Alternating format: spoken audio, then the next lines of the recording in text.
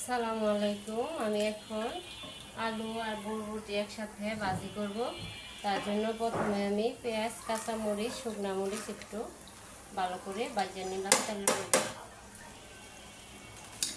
এখন শুধু খালি হলুদ দিয়ে লবণ দিয়ে নাড়া দিব। এর মধ্যে এখন আমি লবণ আর একটু হলুদ দিয়ে দিব।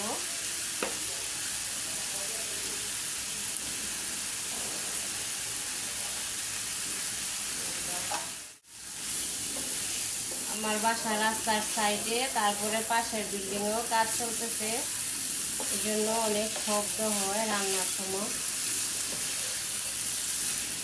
আমি এটা আলু আর বরবটি, কাঁচামরিচ, পেঁয়াজ আর দুইটা শুকনো মরিচ দিয়ে ভালো করে ভাজলাম। মরিচগুলো আগে আমি ভালো করে ভাজিয়ে নিলাম, ছোটো ছোটো করে কাটটা শুকনো মরিচ, তার জন্য একটু কালো কালো দেখা যায়। মরিচগুলো আমি তেলের মধ্যে ভালো করে ভাজিয়ে নিলাম। এখন ঢাকনা দিয়ে ঢেকে দেব। রুটি দিয়ে খাওয়ার জন্য এই ভাজি দিয়া, রুটি দিয়া খাইলে ভাজি ভালো লাগে, তার জন্য আমি ভাজিটা করতেছি। এখন ঢাকনা দিয়ে ঢেকে দিলাম।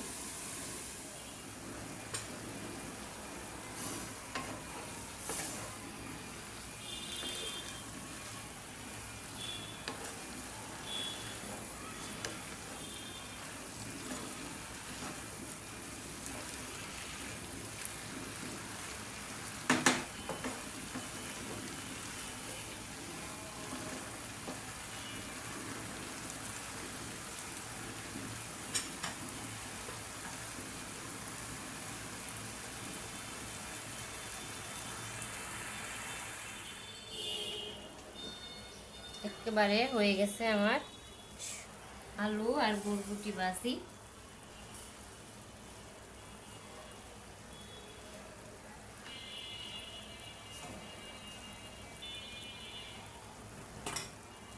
আল্লাহ হাফেজ।